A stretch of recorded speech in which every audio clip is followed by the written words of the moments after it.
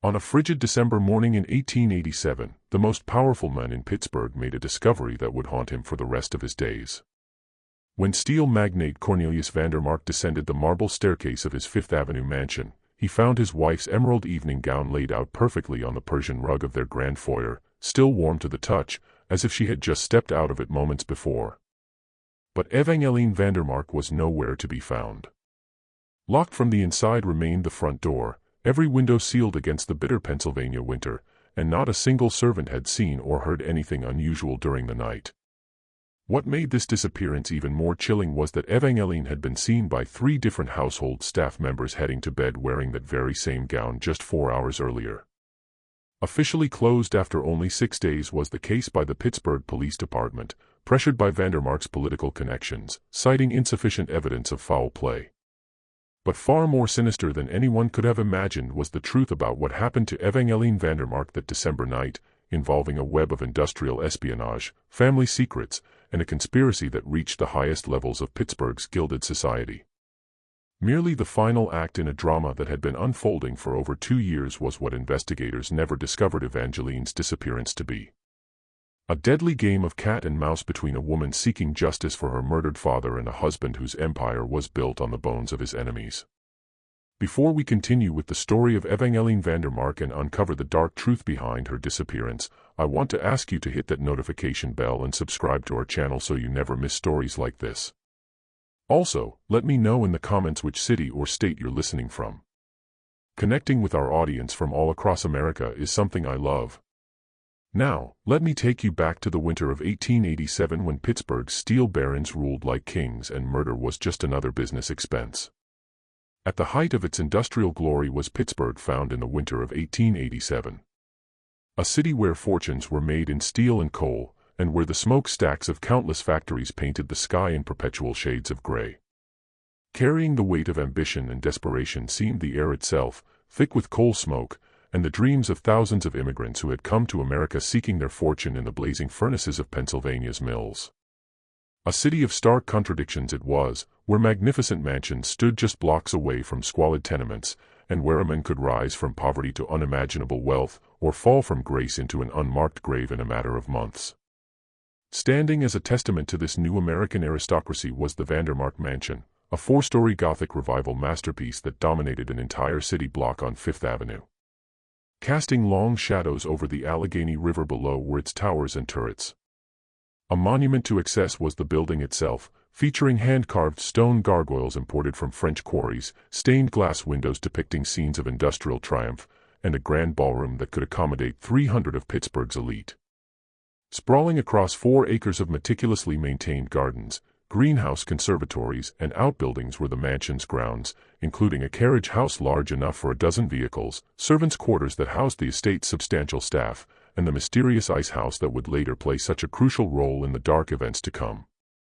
From nothing had Cornelius Vandermark built his empire. Starting as a common laborer in the steel mills before revolutionizing the production process with innovations that made him one of the wealthiest men in America. An imposing figure with steel-gray hair and piercing blue eyes that seemed to see through anyone who dared cross him in business was he at 52. Still bearing the calluses and scars of his early days working the furnaces were his hands, though now soft from years of prosperity, a reminder of the brutal world he had clawed his way out of through a combination of brilliant engineering insight and utterly ruthless business practices. Remarking on the transformation from the idealistic young inventor who had genuinely believed his innovations could improve working conditions for all steel workers to the cold industrial titan who would later orchestrate the deaths of anyone who threatened his empire did those who knew him in his early days. Not achieved through innovation alone had Cornelius's rise to power. Requiring a willingness to employ methods that would make even the most hardened robber baron pause did success in the cutthroat world of 1880s industrial America. Early on had Vandermark learned that through means far more permanent than simple market competition could competitors be eliminated. A strategic fire here, a boiler explosion there, the mysterious disappearance of a rival's key engineer. The tools of industrial warfare in an age where government oversight was minimal and law enforcement could be bought for the price of a politician's campaign fund were these. The social event of the decade had been his marriage to Evangeline Hartwell in 1882. 20 years his junior, she was the daughter of a prominent Boston banking family, with auburn hair that caught the light like spun copper and a laugh that could fill an entire ballroom. Possessing the kind of refined beauty and sophisticated education that marked her as a member of New England's old money aristocracy did Evangeline at 25. Fluent French and German she spoke, with near-professional skill she played piano, and had received the finest education available to women of her social class at Miss Porter's school in Connecticut. Lying a sharp intelligence and moral compass that would ultimately put her on a collision course with her husband's criminal empire did beneath her polished exterior. A calculated move on Cornelius's part had been the wedding. Designed to provide his industrial empire with the social legitimacy that only an alliance with Boston's banking elite could offer. Opening doors throughout New England's financial community did the Hartwell family's connections, allowing Vandermark to secure the massive loans necessary to expand his steel production and acquire smaller competitors. Believing she was aligning herself with the men whose innovations could genuinely improve the lives of American workers had Evangeline entered the marriage for her part, unaware that her new husband viewed human life as just another resource to be exploited in pursuit of profit. Whispered that all was not well in the Vandermark household did those who knew the couple intimately by the winter of 1887. Growing increasingly withdrawn over the past year had Evangeline, once the sparkling centerpiece of Pittsburgh's social scene. Spending hours alone in the mansion's extensive library she did, writing in a leather-bound journal that she kept locked in her personal writing desk with a small brass key that she wore on a chain around her neck. A magnificent room with floor-to-ceiling shelves containing over 3,000 volumes, including first editions of literary classics, scientific treatises, and an extensive collection of books on American industrial history that Evangeline had been accumulating since her arrival in Pittsburgh was the library itself. Noticing that she had begun taking long walks at odd hours did the household staff, a carefully selected group of 12 individuals who had served the family for years, often returning with muddy boots and a distant look in her green eyes. Taking her through Pittsburgh's working-class neighborhoods frequently did these walks, where she would speak with the wives and children of mill workers, learning firsthand about the dangerous conditions and frequent accidents that plagued the city's industrial workforce. Part of Evangeline's growing investigation into the suspicious patterns of industrial accidents that seemed to follow in her husband's wake wherever his business interests led him were what the servants didn't know these conversations to be. Employing some of Pittsburgh's most trusted servants did the Vandermark estate, each chosen not only for their skills, but for their discretion and absolute loyalty to the family. Overseeing the mansion's daily operations for nearly a decade after immigrating from County Cork during the devastating potato famine of the 1870s had Margaret Sullivan, the Irish head housekeeper. A woman of fierce intelligence and unshakable moral principles was she. Making her invaluable to the Vandermark household with these qualities, but also making her a crucial witness to the strange events surrounding Evangeline's disappearance. Arriving in America with his wife and 3 children in 1868 had Thomas Brennan, the gruff Scottish groundskeeper, fleeing the economic devastation that followed the Highland clearances. Working for wealthy Americans since their arrival had his family, and taking immense pride in maintaining the Vandermark estate's grounds to perfection did Thomas. Revealing disturbing signs that someone had been using the estate for purposes far darker than anyone imagined with his keen eye for detail and intimate knowledge of every inch of the property though. Serving as the mansion's butler did Charles Henley, a position that required him to be present for all of the family's social functions and privy to many of their private conversations. Trained in the finest traditions of English domestic service had Henley been originally from Philadelphia, and prided himself on maintaining the highest standards of professional discretion. Tested by the increasingly bizarre and frightening events that surrounded Evangeline's final months in the mansion would even his carefully cultivated neutrality though. Serving as the Vandermark family physician for over 5 years had Dr. Franklin Westbrook, making regular visits to the mansion to attend to both Cornelius and Evangeline's health needs. Noticing troubling changes in Evangeline's behavior and physical condition during the months leading up to her disappearance had Dr. Westbrook, a graduate of Harvard Medical School and a respected member of Pittsburgh's professional community. Revealing his growing concern about what he euphemistically described as marital difficulties that seemed to be taking an increasingly severe toll on his patient's mental and physical well-being with his private medical notes, later discovered by investigators. People who prided themselves on discretion and loyalty were these, making Evangeline's disappearance all the more puzzling to those who knew the rigid hierarchy and watchful eyes that governed every aspect of life in the mansion. Operating with the precision of a fine timepiece did the Vandermark household, with every servant knowing their exact duties and schedule down to the minute. making it virtually impossible for anyone to enter or leave the mansion unnoticed did this rigid order. Seeming all the more supernatural to those who didn't understand the darker forces working behind the scenes would a fact that make Evangeline's mysterious disappearance. Holding its breath during that bitter winter of 1887 did the city of Pittsburgh itself seem, as if sensing that the forces of change and violence that had shaped its rapid growth were about to claim another victim. Sending shock waves through America's industrial centers had the recent Haymarket riot in Chicago, and growing increasingly organized and militant in their demands for safer working conditions and fair wages were Pittsburgh's own labor movements. Coming whispers of a secret organization of industrialists who had banded together to maintain their power through any means necessary did into this volatile atmosphere, including the systematic elimination of anyone who threatened their control over America's growing industrial empire. Beginning like any other winter evening in the Vandermark household did the events of December 12, 1887, with the precise routine that had governed daily life in the mansion for over 5 years. Testifying to police that she had served dinner to Mr. and Mrs. Vandermark in the formal dining room at precisely 7 o'clock would later Margaret Sullivan, as was their custom. A masterpiece of Victorian excess was the dining room itself, featuring a massive mahogany table that could seat 24 guests, illuminated by a crystal chandelier imported from Bohemia and surrounded by oil paintings depicting scenes of industrial triumph that Cornelius had commissioned from prominent American artists. Consisting of roasted pheasant, winter vegetables from the estate's greenhouse, and a bottle of French wine from Cornelius's private cellar, an 1878 Chateau Margaux that had cost more than most Pittsburgh workers earned in a month did that evening's meal. Noting that Evangeline seemed unusually quiet during the meal did Margaret, barely touching her food and responding to her husband's conversation with only brief nods and murmurs. Striking the housekeeper as most unusual though was the way Evangeline kept glancing toward the dining room windows, as if expecting to see someone approaching through the snow-covered grounds. Having the look of a woman who knew something terrible was coming did she.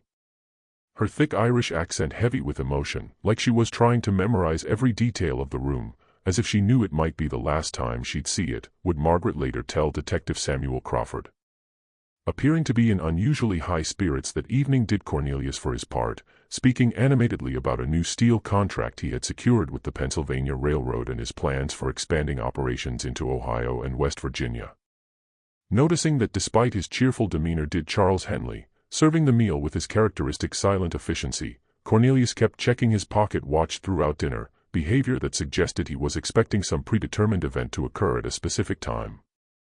Helping Evangeline prepare for bed at 9:30 had Margaret, assisting her into the emerald silk evening gown that she often wore when entertaining at home, though no guests were expected that evening. Puzzling investigators later with this detail, as Evangeline typically wore simpler night clothes when retiring, and the elaborate evening gown seemed entirely inappropriate for a quiet night at home. A stunning creation imported from Paris at a cost of nearly $500 with intricate bead work that caught the light from the gas lamps and created an almost ethereal effect as Evangeline moved was the gown itself. Specifically remembering complimenting the gown's intricate bead work did Margaret, and Evangeline had smiled, the first genuine expression of happiness the housekeeper had seen from her mistress in weeks. Coming with that smile was something else that would haunt Margaret for the rest of her life though. Embracing her had Evangeline, holding her tightly for several long seconds while whispering, "Thank you for your kindness, Margaret. You've been like a mother to me these past years." Being touched by the unexpected display of affection had Margaret at the time, but looking back, she realized it had felt very much like a goodbye. Almost relieved she looked, Margaret would later tell the police. Like a great weight had been lifted from her shoulders, if you understand my meaning. Present there was something else though, a kind of terrible sadness, as if she knew she was about to lose everything she held dear. Noticing during the preparation for bed also did Margaret that Evangeline was wearing a piece of jewelry she had never seen before, a small silver locket on a thin chain around her neck. Simply saying it contained something precious that must be preserved when Margaret commented on it had Evangeline, but refusing to open it or explain its significance did she. Ornate in design with intricate Celtic knotwork that suggested Irish craftsmanship was the locket, and strangely out of place it seemed among Evangeline's usual collection of expensive but understated jewelry. Reporting seeing a light in Evangeline's private study on the second floor at 11 o'clock did Thomas Brennan, making his final rounds of the estate's perimeter. Observing her silhouette seated at her writing desk through the frost-covered window did he, her pen moving steadily across paper in what appeared to be urgent, almost frantic writing. The last confirmed sighting of Evangeline Vandermark alive was this, though remembering at the time that something about her posture suggested desperation rather than the calm correspondence that usually occupied her evening hours with Thomas later. What Thomas couldn't see from his position on the grounds was the scene unfolding inside Evangeline's study. Her private sanctuary was the room, decorated with mementos from her childhood in Boston and filled with the books and personal papers that represented her true intellectual interests. Engaged in what she knew would be her final act of documentation was Evangeline that night, writing a detailed account of everything she had discovered about her husband's criminal activities and the systematic murder campaign that had eliminated dozens of his competitors and potential threats. Bearing witness to months of careful investigation did the study itself. Hidden behind seemingly innocent books were photographs, documents, and correspondence that revealed the true scope of the Pittsburgh Circle's activities. Marked with red pins indicating the locations of suspicious industrial accidents were maps of Pennsylvania and neighboring states, each accompanied by detailed notes about the victims, the circumstances of their deaths, and the business advantages that had accrued to Circle members as a result. Discovering the front door locked from the inside when Margaret arrived to begin her daily duties at 6 o'clock in the morning did she, with a heavy iron bolt that could only be engaged from within the house securely in place. All latched shut were the mansion's 12 windows on the ground floor, their locks showing no signs of tampering. Testing each one personally did Margaret, as she had been trained to do during her years of service, and finding them all secure with no indication that anyone had attempted to force them open from the outside did she. Too high to access without a ladder were the second and third floor windows, and confirming that all ladders remained in the carriage house did Thomas, undisturbed and covered with a thin layer of snow that had fallen during the night. Telling its own story did the snow itself, a perfect blanket of white that showed no footprints or other signs of disturbance around the mansion's perimeter. Doing so without touching the ground would they have had to if someone had left the house during the night. Stopping Margaret's heart and sending Charles Henley running to fetch Thomas from the grounds was the discovery in the foyer though. Lying on the imported Persian rug with almost ceremonial precision arranged there was Evangeline's emerald gown. Still warm when Margaret touched it was the fabric, as if Evangeline had only just removed it, and hanging in the cold morning air like the ghost of her presence did the scent of her signature lavender perfume. Removed with great care appearing to have been the gown, lying flat and perfectly arranged, as if it were being displayed for viewing. Torn were no buttons, damaged were no seams, and intact remained the delicate bead work. Lying beside the gown was a single piece of paper, a page torn from Evangeline's private journal with only 4 words written in her distinctive handwriting: "The truth must survive." Noticing in those first terrifying moments of discovery were other, more disturbing details by the servants though. Showing slight discoloration did the Persian rug beneath the gown, as if it had been recently cleaned or treated with some kind of chemical solution. Carrying not just the scent of lavender perfume did the air in the foyer, but also a faint odor that Thomas later described as medicinal, like the stuff they use in hospitals to put people to sleep. Most puzzling of all was the condition of Evangeline's jewelry. Lying on the marble floor beside the gown was her wedding ring, a massive diamond surrounded by emeralds that was worth more than most people's homes. Nowhere to be found was the small silver locket that Margaret had noticed the night before though.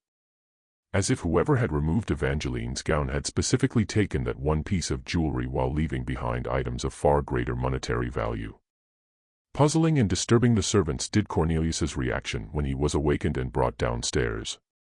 Standing in the foyer for several long minutes rather than the panic or desperation one might expect from a husband discovering his wife missing did he, staring at the gown with an expression that Margaret later described as more fearful than surprised, as if he'd been expecting something terrible to happen. Gone pale had his face, but the pallor of a man confronting a long-anticipated crisis rather than the shock of an unexpected tragedy it was. Even stranger was Cornelius's immediate reaction to the situation.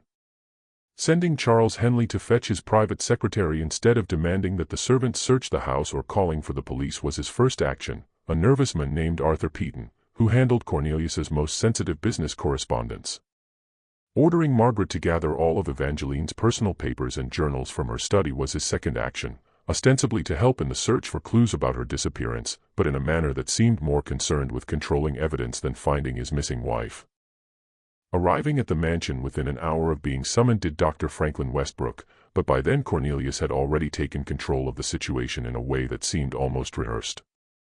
Not asked to examine the scene or offer medical opinions about possible explanations for Evangeline's disappearance was the doctor.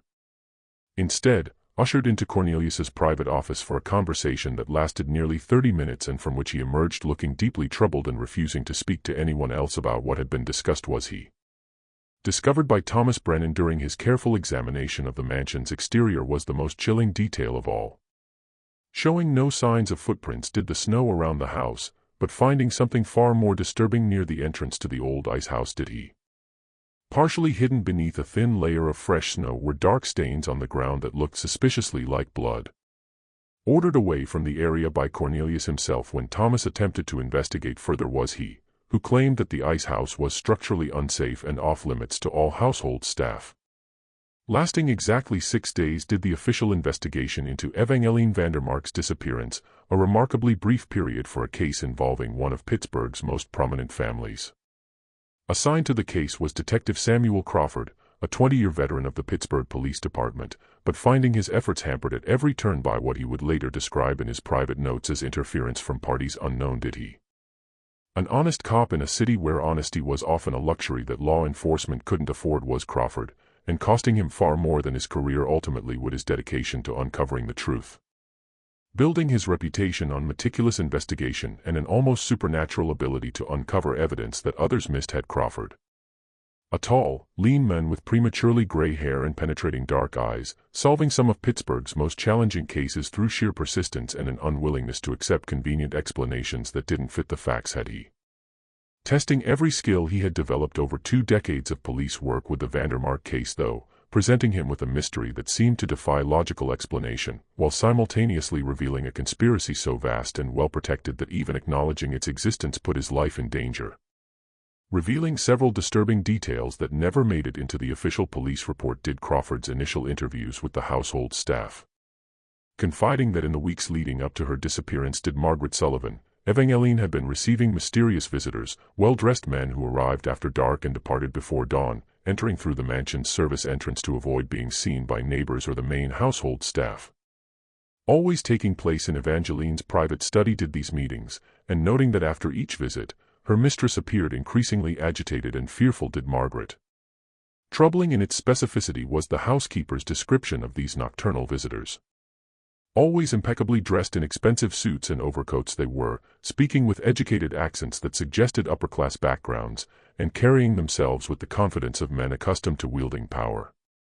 Finding most unsettling was their eyes though what Margaret, cold, calculating gazes that seemed to take in every detail of their surroundings, as if assessing potential threats or escape routes. More troubling still was Thomas Brennan's observation that someone had been regularly visiting the estate's old ice house, a stone structure built into the hillside behind the mansion. Used for its original purpose in years hadn't the ice house been, as the Vandermarks had installed one of the city's first electric refrigeration systems in 1885. An impressive feat of engineering built into the natural slope of the hill with walls 3 feet thick and a complex system of drainage channels designed to keep the interior dry and cool year-round was the structure itself. Noticing fresh footprints in the snow leading to and from the ice house on multiple occasions throughout November and early December had Brennan, always the prints of a woman's small boots. Matching those found in Evangeline's closet did boots. More disturbing than the footprints themselves was their pattern though. Suggesting that someone had been making regular visits to the ice house they did, always at night and always alone. Seeing a faint light glowing from within the structure on several occasions had Thomas, as if someone were using a lantern or candle to illuminate the interior. Revealing something even more unsettling when Crawford attempted to question Thomas about these observations in detail did the groundskeeper. Seeing not just Evangeline's footprints leading to the ice house on at least 3 occasions had he, but also the tracks of a much larger person, someone wearing heavy boots of the type typically worn by workmen or laborers.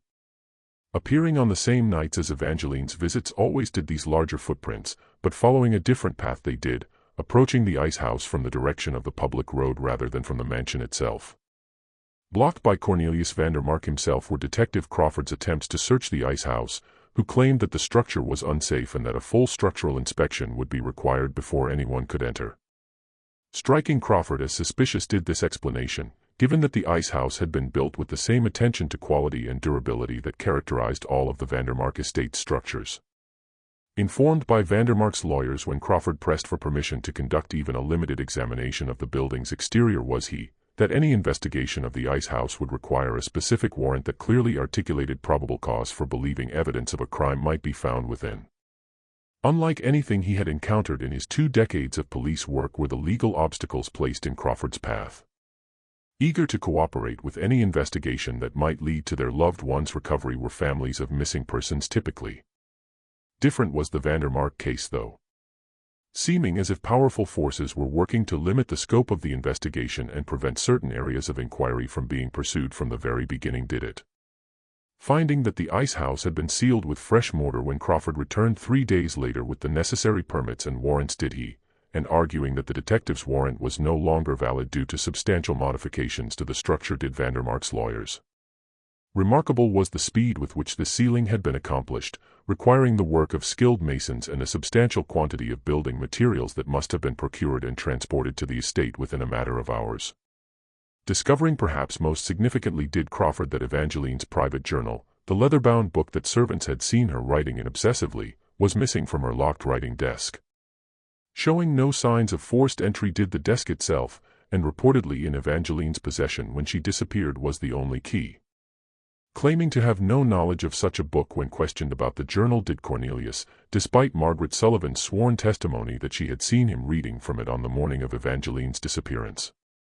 Particularly significant was the missing journal, because several servants had described it as containing far more than typical personal reflections or social correspondence. Reporting that Evangeline had been working on what appeared to be a systematic documentation of some kind did Margaret Sullivan, filling page after page with detailed notes, sketches, and what looked like business correspondence. Thick enough to contain several hundred pages had the journal been, and writing in it daily for at least 6 months before her disappearance had Evangeline taking on a new dimension when he began to explore Evangeline's background and family history did Crawford's investigation. Suffering a series of financial disasters in recent years had the Hartwell banking family, once prominent figures in New England society, that had reduced them from wealth and influence to near poverty in less than 5 years. Making this decline particularly suspicious was its speed and the specific nature of the financial instruments that had caused their ruin. Dying under mysterious circumstances in Boston in 1886 had Evangeline's father, Harrison Hartwell, officially ruled a suicide by hanging, though found was no note ever, and insisting that he had shown no signs of depression or financial despair did family friends. Remarkably thin was the Boston Police Department's file on Harrison Hartwell's death, containing little more than a brief report describing the discovery of his body in his banking office and a cursory statement from the coroner attributing his death to suicide while of unsound mind. Revealing details about Harrison Hartwell's death that had never been included in the official Boston police report did Crawford's investigation though. Informing Crawford that Harrison had been working on exposing a complex fraud scheme involving the manipulation of steel industry investments in the weeks before his death did a source within the Boston banking community. Allegedly involving a consortium of Pittsburgh industrialists who were using inside information about planned industrial accidents to manipulate steel prices and acquire competitors' assets at drastically reduced values did this scheme. Even more disturbing was the fate of Evangeline's younger brother, Edmund Hartwell. Traveling to California to seek his fortune in late 1886 claimed family friends had he, shortly after his father's death, though providing specific details about his departure or his current whereabouts could no one. A promising young attorney who had recently graduated from Harvard Law School and had been working with his father on investigating the financial irregularities that may have contributed to the family's ruin had Edmund been. Revealing a troubling pattern did Crawford's attempts to trace Edmund Hartwell's movements after leaving Boston. Showing that a young man matching Edmund's description had purchased a ticket to Chicago in November 1886 did railroad records, but existing no record of him continuing on to California did there. Showing that someone using the name E. Harrison had stayed at several different establishments during the winter of 1886 to 1887 did hotel registries in Chicago, always paying in cash and never remaining in one place for more than a few days. Revealing a complex web of manipulated investments, fraudulent loans, and coordinated attacks on their business interests that bore all the hallmarks of a systematic campaign of destruction did the detectives' investigation into the Hartwell family's financial ruin. Coinciding almost perfectly with Cornelius Vandermark's courtship of Evangeline did the timing of these financial attacks, suggesting that her marriage might have been as much about eliminating a potential threat as it was about gaining social legitimacy for Vandermark's industrial empire. Making during his investigation into the Hartwell family perhaps the most chilling discovery Crawford did of a pattern of similar financial attacks targeting other prominent families throughout New England and the Mid-Atlantic states. Either owning steel-related businesses in each case did the targeted families, possessing information about steel industry practices, or having been involved in investigating labor conditions or industrial safety issues.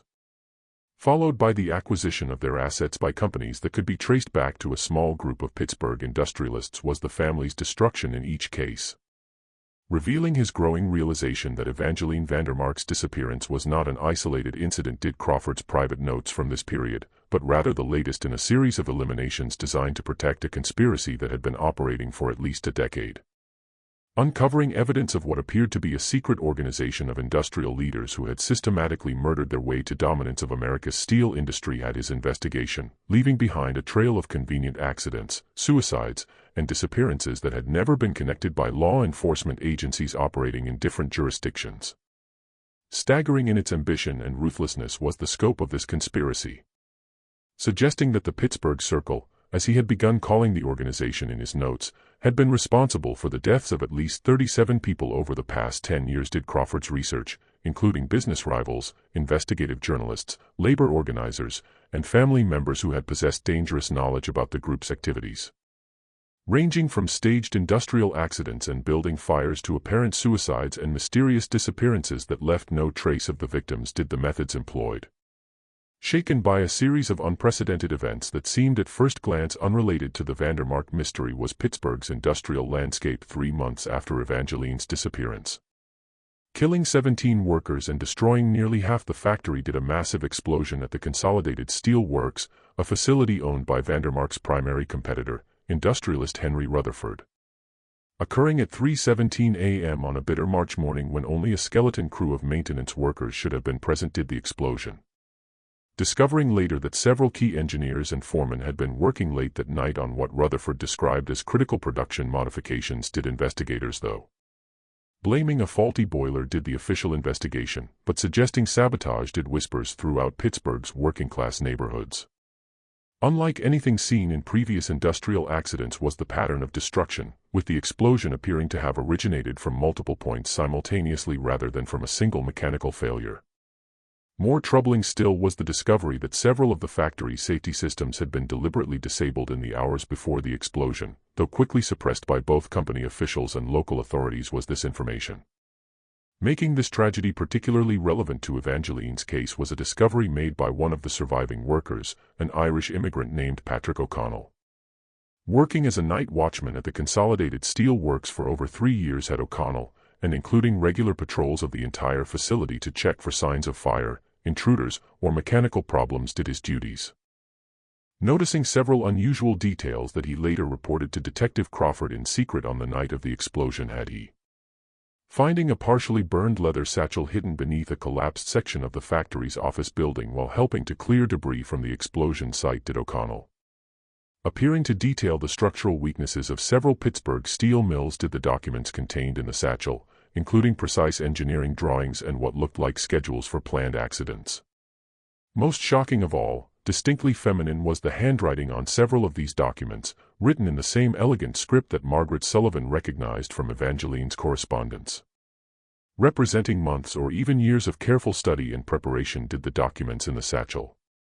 Including detailed floor plans of multiple industrial facilities throughout Pittsburgh and the surrounding region they did, annotated with notes about security procedures, shift schedules, and optimal timing for various types of sabotage. Accompanied by photographs that appeared to have been taken covertly from within the facilities were some of the plans, showing specific equipment and structural elements that would later be identified as the sources of accidental explosions or fires. Bringing these documents to Detective Crawford perhaps naively did O'Connell, who by this time had been quietly continuing his investigation into Evangeline's disappearance despite official orders to close the case. Revealing something that made his blood run cold did the detective's examination of the papers. containing detailed information about the Consolidated Steel Works vulnerabilities. Did the documents, information that could only have been obtained by someone with intimate knowledge of industrial espionage or someone married to one of the industry's most powerful figures. Revealing something even more disturbing than evidence of sabotage. Did the documents, though, containing correspondence between someone identified only as EV and another person referred to as EH. Did several of the papers, conspiratorial and urgent was the tone of these letters, discussing plans to expose the circle and bring justice for father. Matching samples of Evangeline's writing that Crawford had obtained from the Vandermark household. Did the handwriting of the EV correspondent, while written in a masculine hand that suggested they came from someone with legal or academic training, were the EH letters. More disturbing still was Crawford's discovery that the explosion at Consolidated Steel Works was not an isolated incident. Suffering mysterious accidents, fires, or explosions over the past 18 months had 7 different steel mills, coal mines, and manufacturing facilities throughout Pennsylvania. Either owned by one of Cornelius Vandermark's competitors or had been targeted for acquisition by Vandermark's rapidly expanding business empire, was in each case the damaged facility.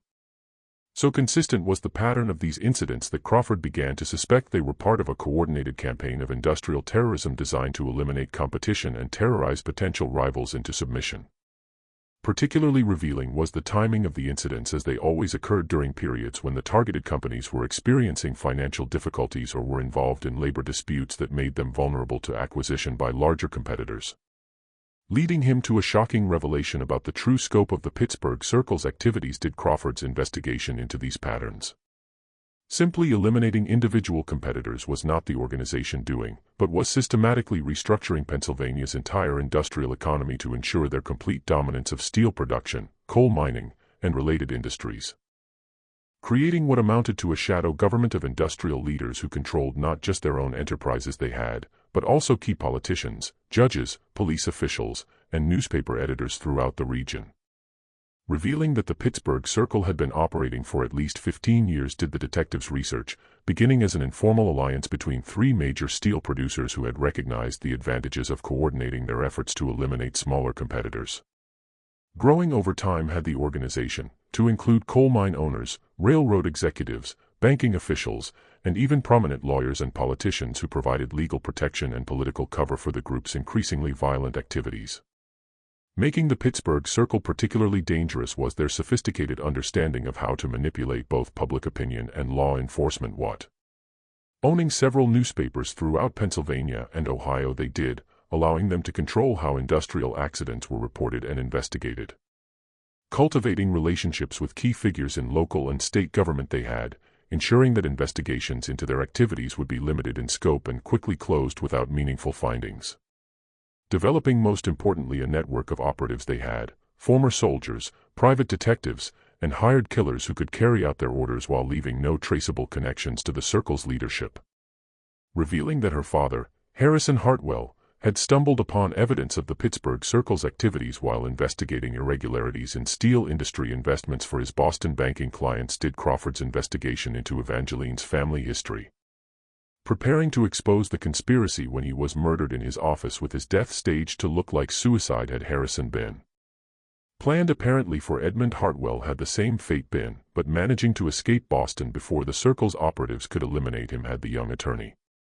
Revealing his growing understanding that Evangeline had somehow learned about her family's true fate and had been conducting her own investigation into the Pittsburgh Circle from within her marriage to one of its founding members. Did the detectives' private notes from this period. Co-conspirators in this investigation were likely the mysterious late-night visitors to the Vandermark mansion, possibly including her brother Edmund, who may have been working with a small group of reformist journalists and honest law enforcement officials to gather evidence against the conspiracy. Coming when he traced the ownership records of several properties that had been purchased by shell companies connected to Vandermark's business interests. Did Crawford's most chilling discovery, though, being a remote farmhouse in Westmoreland County, about 30 miles southeast of Pittsburgh, was one of these properties. Purchased in 1886, had the property been, shortly after Evangeline's marriage to Cornelius began showing signs of strain, and had been maintained as a private retreat away from the scrutiny of Pittsburgh's social elite.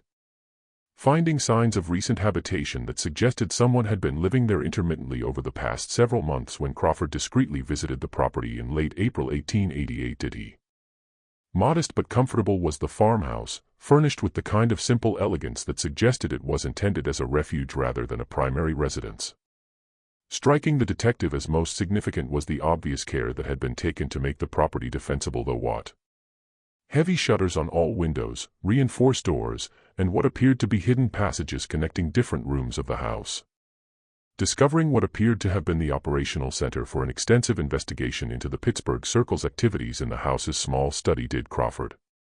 Covered with maps of Pennsylvania showing the